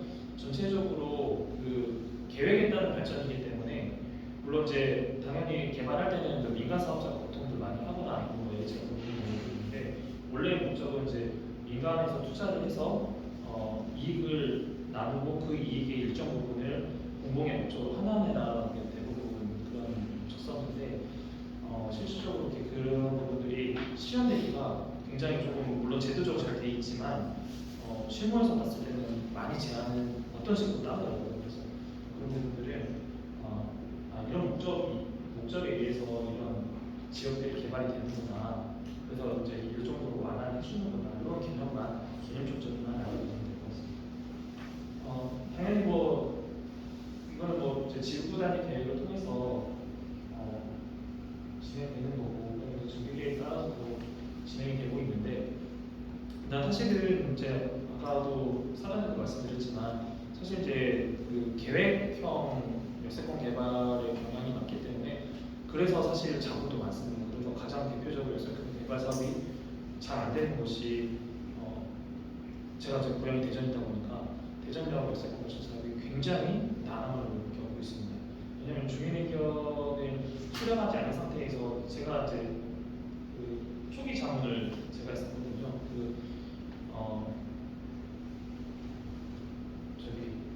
쪽방촌 대전역에서 나오면 우측으로 쭉 신동쪽으로 가다 보면 거기가 대부분 쪽방촌이거든요. 그래서 그쪽하고 해서 이제 그 개발하는 걸 초기 자문을 많이 했었는데 이게 이제 LH에서 진행하는 개념으로 해가지고 행복주택 문다부터 시작해서 막 동안을 갖고 왔는데 반대하죠. 반대할 수밖에 없는 거고 그러다 보니까 그냥 지지부지해요 지금. 그래서 통상적으로 이제 코타 같은 기관에서 작년에도 마찬가지 정책발전 세미나 했었고 그때도 저는 이제 현장을 참석하셔서 동영상을 시청했는데 모든 그 역세권 발전 사업에 대한 전문가들 대표적으로 서울대 도시공학이라든가 중앙대 교수님들도 그렇고 쪽에서도 좀 그런 부분들을 많이 우려를 해요. 왜냐하면 이게 사실 민간 사업자에게서 좀 어떤 그런 부분들을 고려해서 개발이 돼야 되는데 거의 물론 정부가 직접 개입하는 건 아니지만 약간 공공의 목적으로 개발되다 보니까 사실은 그 지역에 있는 주민들의 의견이 충분히 반영되지 않고 있기 때문에 그 부분은 향후에 발전 사업으로 과제를 남겼는데 아직까지는 적용이 좀 어려운 것 같아요. 다만 그런데 이제 그게 여러분들도 사업을 하시면서 좀 이해를 해주실 부분이 사실 구하고는 관련이 없거든요. 이 사업이. 근데 전에도 제가 뒤에 두 분들을 제가 얼굴에 다시 읽어봤습니다. 제가 말씀드리고 싶은 거는 이 사업이 왜 안 되냐, 왜 이렇게 했냐에 대해서는 구에 와서 얘기하시면 안 돼요. 네, 사실 시에서 결정되는 사람들이 너무 많기 때문에 그걸 자꾸 오해를 하시고 가시는 분들이 있는데 그런 부분들은 어차피 이렇게 자리에 오셨으니까 구에 가서 항의해봐야 소용없어요. 구에서는 이제 집행하는 부서고 기획은 결과적으로 도시계획 쪽에서 하는 거라서 그 기획에 맞춰서 구는 움직여주고 이런 구조인데 근데 이제 그거를 구에서 이렇게 했는데 이렇게 얘기하기 시작하면 다 없어요. 진짜 그러니까 질문을 정확하게 가서 어떤 질문을 어떻게 하고 누구한테 할지가 결정이 되는데 어떤 질문을 첫 번째 어떤 질문을 할지 모르고 누구 해야 될지 모르면 결과론적으로 그냥 벽에다 대고 얘기하는 것도 똑같거든요. 그래서 그런 부분들이 있으시니까 혹시 여세권 개발 사업에 여기 해당되시니까 궁금하시면 센터 오세요. 아니면은 전문의 명함을 나눠드릴 테니까 저희 전문님한테 전화 주시면 친절하게 설명을 드릴게요.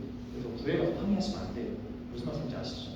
네. 구에서 항의할 거는 우리 지역에 해당돼요? 이런 질문.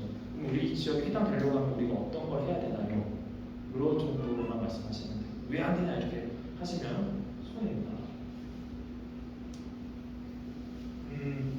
일단 감정평가가 되게 중요하고요. 지금 감정평가인데 간혹 감정평가를 너무 안일하게 보시는 경우가 있어요. 그래서 감정평가 같은 경우에는 어쨌든 감정평가 업체는 이제 서울시 선정한 2개 법과 추가적으로 감정평가 업체 선정 필요한데 공무가 민간 합의한 경우는 이제 3개 법을 할 수 있는 거잖아요. 가급적이면 민간으로 참여하셔야 돼요.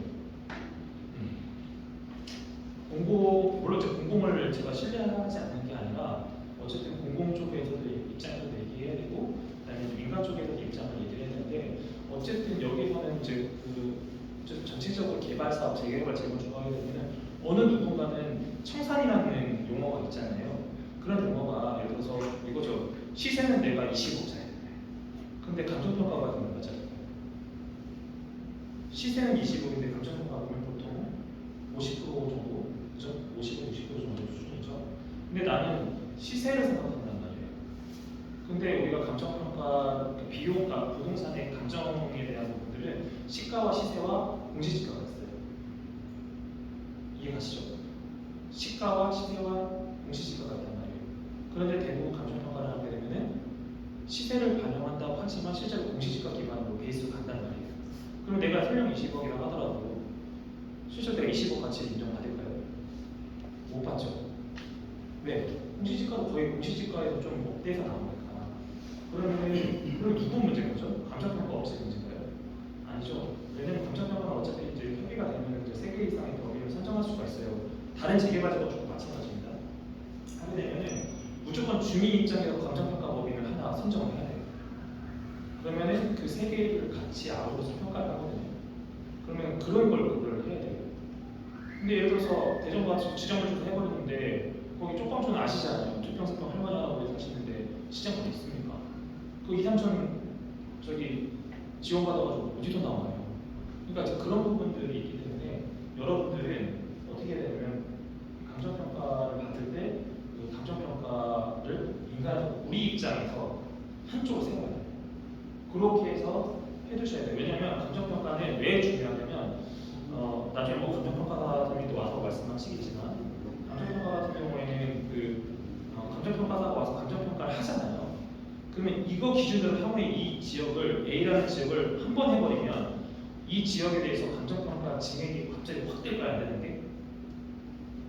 안 돼요.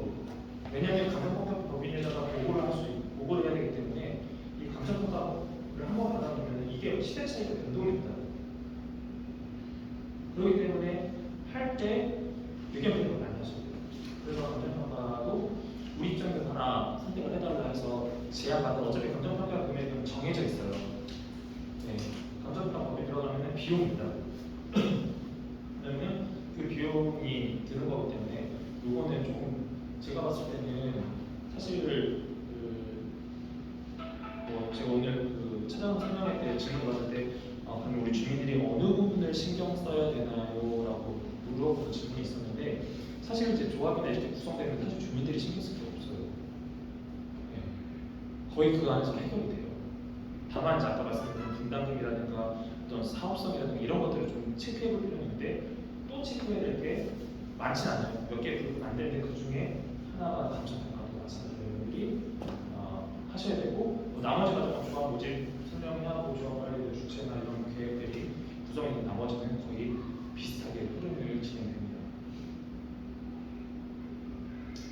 이거는 뭐 지침서에 나와 있는 전체적인 절차들이고요. 이제 여기서 보시면 제일 중요한 게 여기 뭐 일반 제한한다고 접수한다고 하는데 실질적으로는 주민 의견 청취할 때 적극적인 의사를 개진을 하셔야 돼요. 이때 하면 사실 할 게 없어요. 이때 하면 여러분들이 의견 낼 수 있는 사항이 중간중간 있다고 하지만 실무에서는 없어요. 그냥 끝나요. 거의.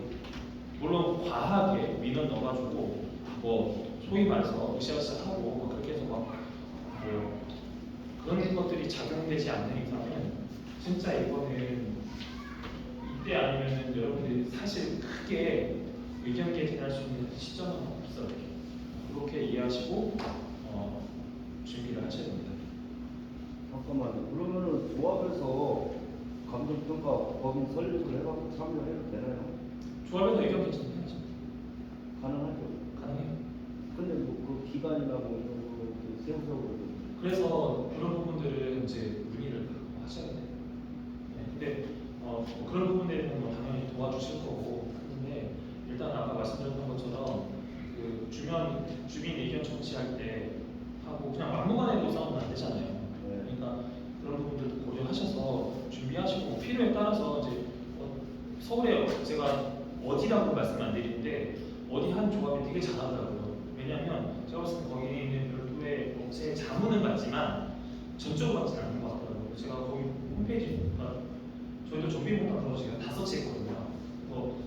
가서 봤는데 그 모 조합이 조합원들한테 우리 이런 일들 해야 되니까 후원 좀 해달라고 후원 계좌를 딱 올려놨더라고요. 그러면 이제 그런 비용들로 많이 할 수 있거든요. 그러니까 그런 데는 되게 잘하는 거죠. 그런데 그런 것도 없고 내용도 없고 이미 진행이 많이 됐는데 뭐 내용이 없어요. 그런데 대부분 업체가 알아서 하는데 주민들은 정작 모르죠. 네, 도장 한 장씩 찍는 거예요. 그런 부분들을 좀 고려하셔서 하셔야 된다. 이렇게 얘기하시면 될 것 같고요.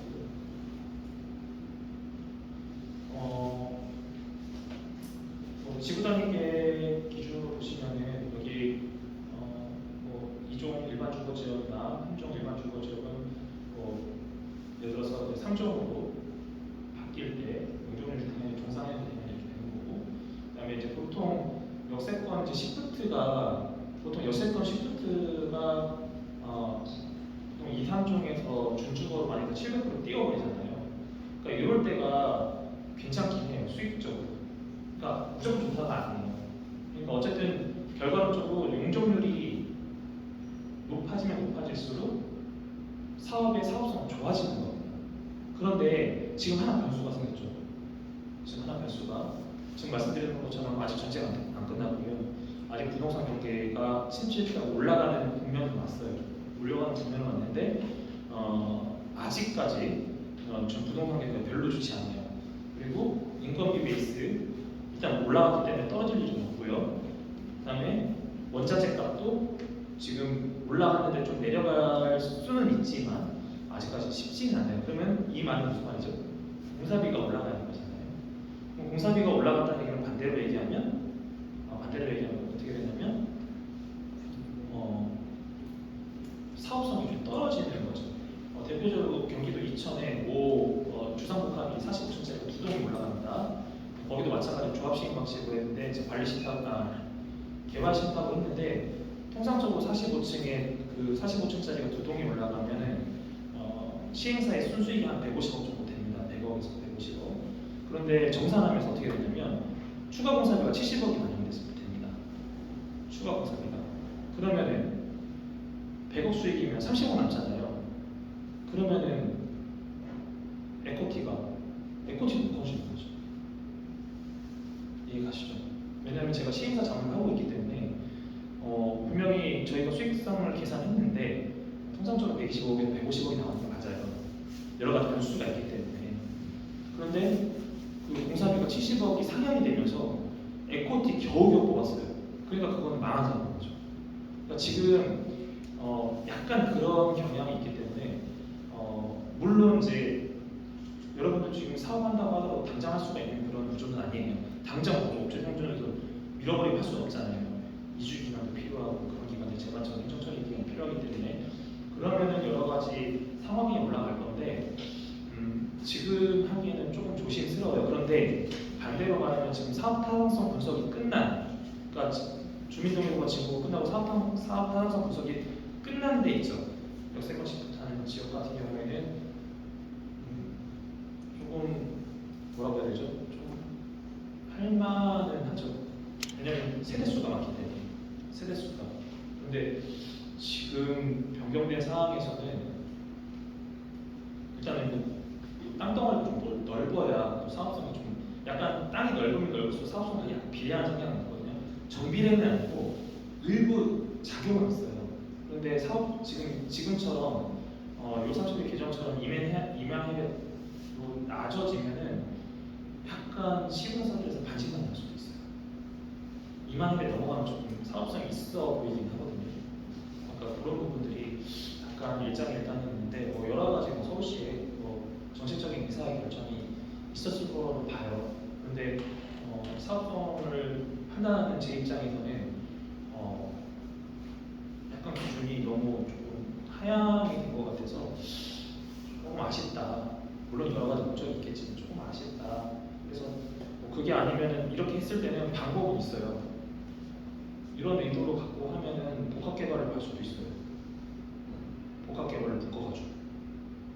그러니까 그것도 모르겠어요. 서울시에서 어느 정도까지 판단할 수는 있는데 그냥 제가 예상하는 거는 어쨌든 사업성에서는 좀 약해진 것 같고 그런데 그게 약해진 거를 해결할 수 있는 방법은 뭐 복합 개발이 되면 괜찮거든요.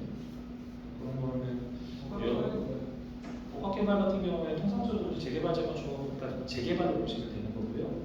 그리고 이제 역세권 기준으로 해서 저층 뭐 저지대까지 해서 포함돼서 그러니까 종합적으로 개발하는 건데 그것도 이제 기획부에 의해서 개발되는 거라서 대신에 이제 단위 면적이 굉장히 크죠. 단위 면적이 굉장히 크기 때문에 그게 사실 이제 컴팩트 시티로 그러니까 밀집 지역, 밀집 도심 주거 지역으로 신도시를 만들기에는 물론 신도시는 아니지만 그렇게 하기에는 복합 개발 사업이 훨씬 좋긴 해요. 그래서 최근에 이제 몇 군데 진행하고 뉴스 나오긴 하더라고요. 그런데 아마 그것도 좀 진통은 있을 거예요. 왜 그러냐면 어쨌든 그것도 이제 청산이라는 개념이 있고 하기 때문에 그런 뭐 여러 가지 일정이 있다는 거죠.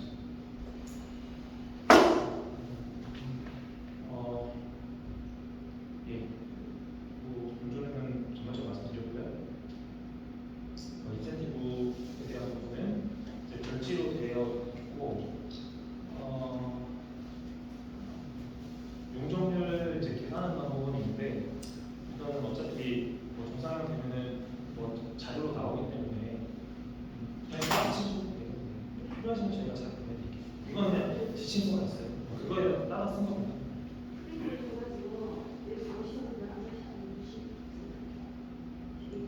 예, 나중에 뭐 주소나 뭐 이렇게 주시면 저희가 보내드릴게요. 이거는 그냥 서울시 자료 그대로 갖다 쓰는 거예요. 저희가 별도로 만들지는 않습니다. 여러 가지 좀 이슈가 있을 수 있을 것 같아서 나머지는 이제 참고로 자료로 보시면 될 것 같습니다. 혹시 여기까지고요. 혹시 궁금한 거 있을까요? 이게 그 각 사업 부지별로 뭐 어떤 기회가 되면 사업 부지별로 조금 검토해서 설명을 드리면 되는데 이게 이제 뭐 몇몇을 위해서 하는 사업에서 설명이 아니다 보니까 일단은 개념적인 부분하고 좀 짚어야 될 부분을 말씀드렸거든요. 그리고 아까 이제 주민들이 고려해야 될 것들이 제가 아까 대표적으로 말씀드렸던 거 말고 또 사업마다 또 검토해야 될 것들이 많아요. 근데 그런 것까지 일일이 설명 못 드렸는데 혹시 뭐 여기서 궁금하시거나 아니면 뭐 추가적인 설명이 좀 필요하다 하신 것도 있으신가요? 서울시에서 면적을 제한하는 이유가 뭘까요? 그까지는 잘 모르겠습니다. 네, 그까지는 뭐 제가 조심스러워. 저기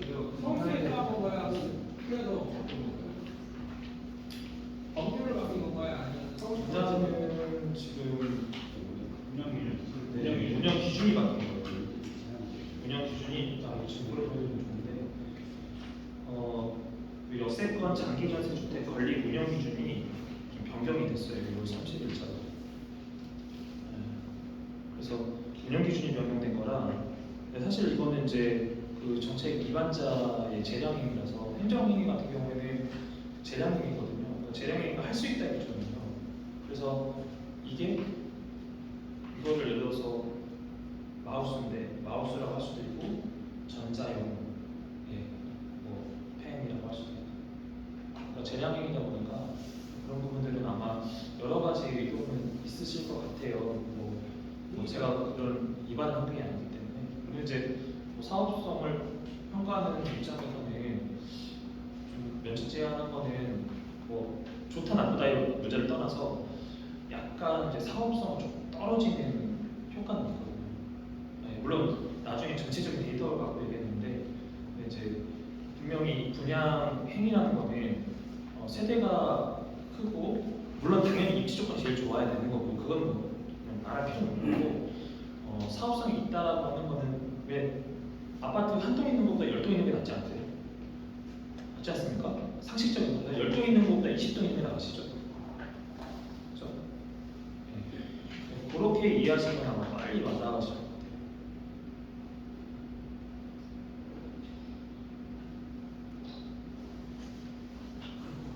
이번 상수로 방법인 게 면적하고 지분율인가요? 아닙니다. 뭐 진구율은 아니고요. 그냥 대표적으로 면적이 대상 면적이 3,000제곱미터 이상에서 이제 3,000에서 2만 제곱미터 미만으로 좀 바뀌었는데 뭐 위원회가 인정하는 경우에는 또 3만 제곱미터로 이하로 2만에서 3만 사이도 돼요. 운영 기준 그대로 이렇게 되는 거예요. 그리고 뭐 정비 계획은 서울특별시 그 도시 및 주거환경 정비 기본 계획에 따라서 정비구역 지정 건립 검토 기준이라는 식으로 바뀌었고요. 노후도는 기존에 30년 이상 경과 건축물에서 30% 이상에서 이제 60% 이상으로 변경이 됐고, 그리고 이제 추가적인 사항으로 10년 이내 신축 건축물 비율 15% 이상인 가로 구역은 제외. 그렇게 진행되어 있고요.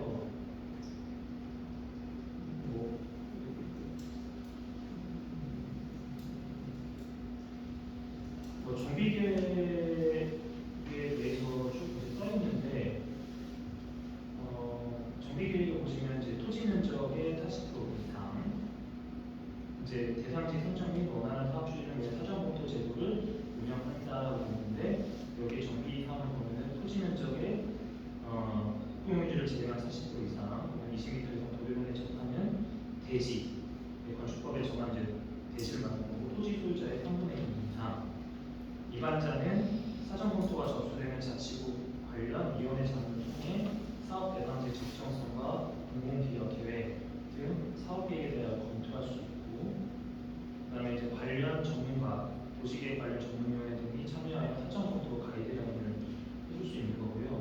그리고 뭐 여기 쭉 있는데 이건 뭐 법이 어떻고 이런 얘기고, 사전 검토 후 2년 이내에 지구단위 계획 또는 정비계획 위반이 되지 않은 경우 사업 대상지에서 제외된다라고 해서 주요 변경사항이 이런 사항이고요.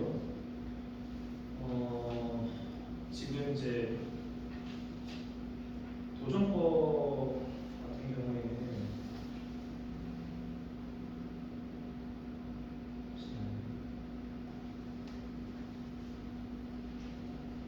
지금 도시 및 주거환경 정비법 개정안이 발의가 됐거든요. 6월 30일자로.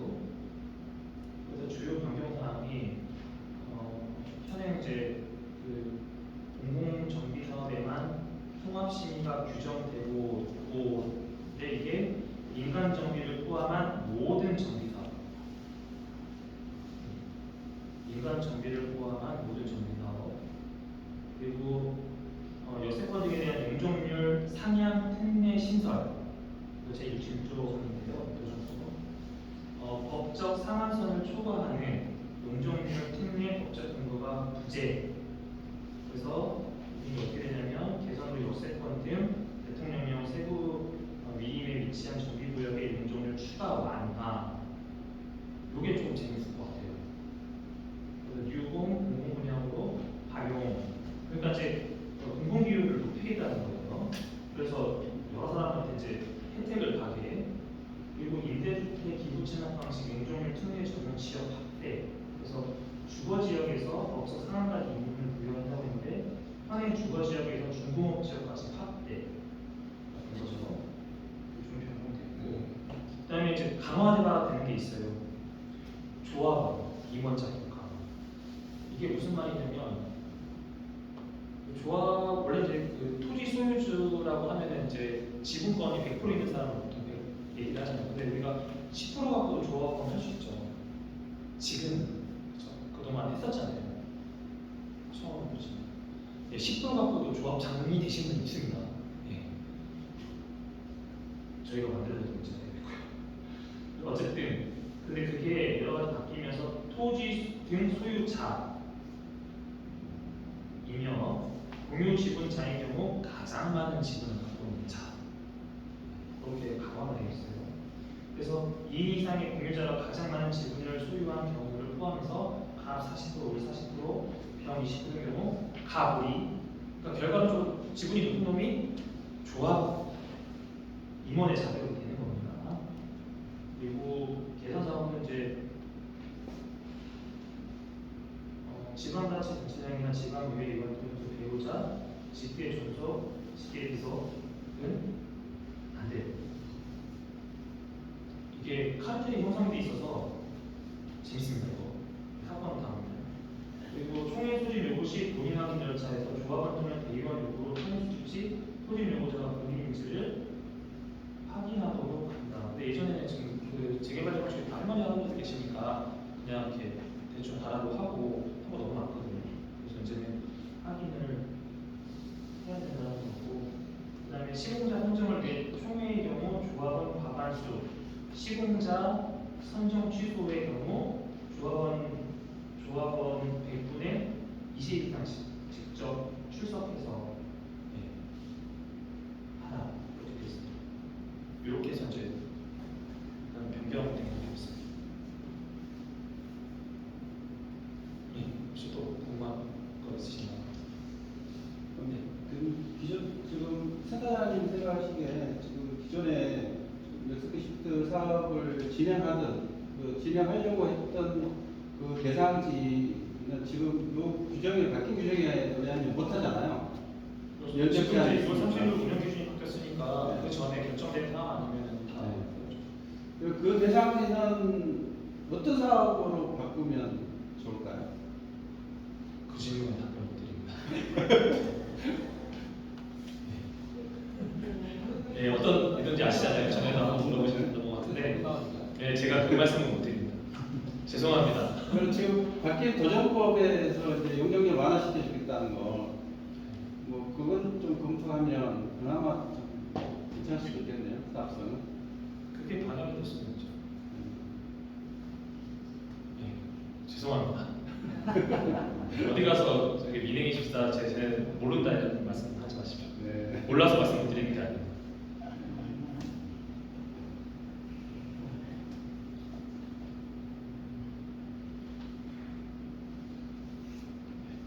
혹시 또 있으신가요?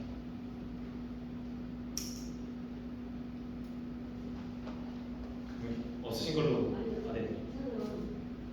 저는 늦게 와서 죄송합니다. 그런데 이런 유형이 있을 때 그냥 그대로 말씀하시니까 이런 유형을 만들어서 하나씩 대표해 주시면 저희가 이게 참고가 되는데 그냥 여기서 그렇게 말씀하시면 듣고 이게 남지가 않지 않습니까? 네. 그거 좀 준비 다음부터 준비해 주셨으면 합니다. 네. 일단은 이거는 네, 이거 문양, 그냥 네. 볼 것도 없이 오셔가지고 이거 네. 전문가 입장에서는 편하시지만 저희들 입장에서는 그게 안 되니까. 이거는 저기 구하고 좀 논의를 좀 해보겠습니다. 네. 네.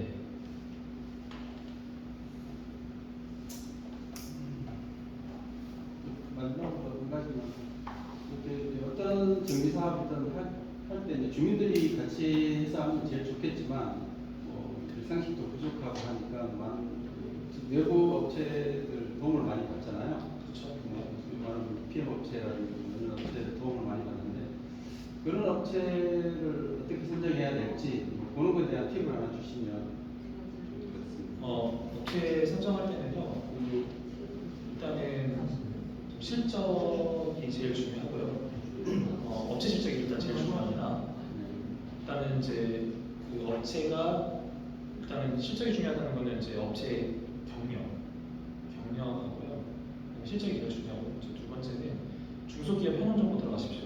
대부분 이제 엔지니어링 업체든지 그다음에 정비관리 전문 업체든지 법인사 업체들이거든요. 개인 사업자도 마찬가지지만 중소기업 현황 정보 가서 가입하셔서 업체 이름을 치면 기업 정보에 치면 그 기업에 대한 정보가 어지간하면 다 나옵니다. 그러니까 주로 매출만 보세요. 매출. 그리고 사내이사가 누구가 있는지.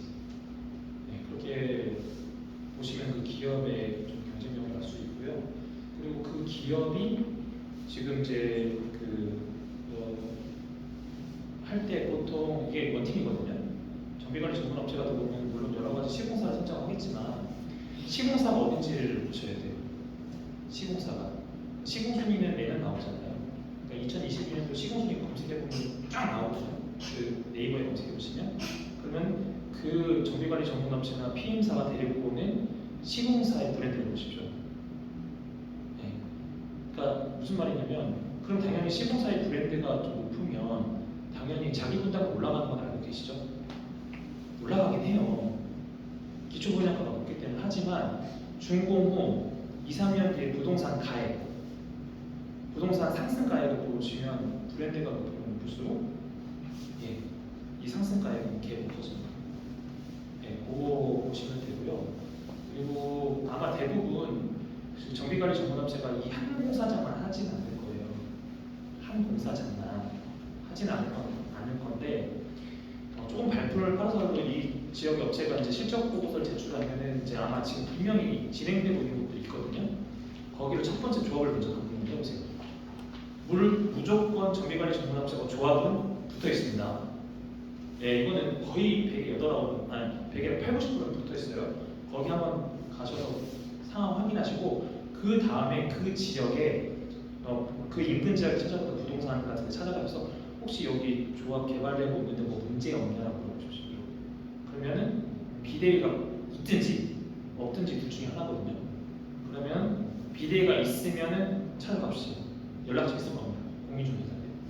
그러면은 거기에 보시면은 그 기준으로 이제 이 정비관리 전문 업체가 잘하고 있다, 못하고 있다. 그리고 거기서 얘기 나와가지고 정비관리 업체하고 저희 조합장님하고 저희 돈 받았대 그 얘기 나오면 끝난 겁니다.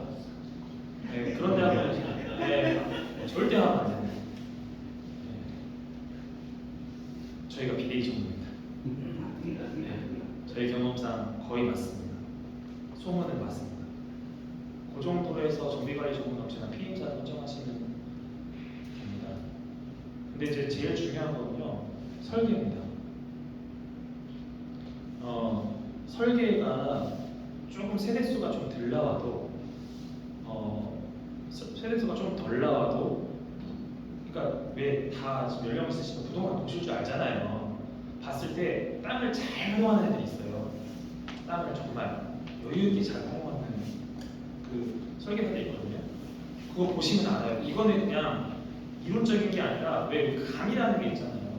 왜 그 사람처럼 앞서서 사기꾼 대충 아시잖아요. 이걸 보면 그러면 그 설계도 딱 보면은 아 이거 설계 잘했네 이런 느낌이 오시는 게 있어요. 그런 데가 설계 잘하는 거거든요. 근데 그런 경우 있습니다. 중간에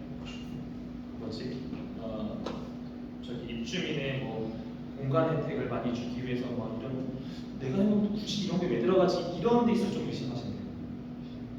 그런 거 좀 고려하시고요. 시공사는 아까 말씀드렸처럼 그 시공순위 50위까지 나오거든요. 그런데 통상적으로 저희가 생각하는 건 30위권 아니면 20위권 안에는 무조건 들어오시는 게 제일 좋습니다.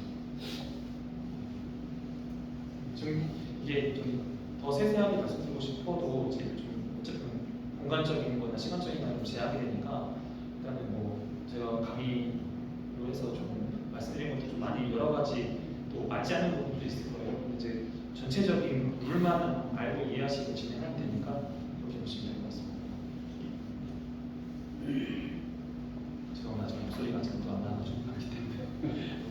궁금하신 거 있으십니까?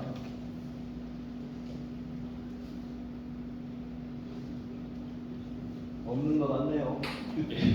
다 잘 아시나 봐요. 네네.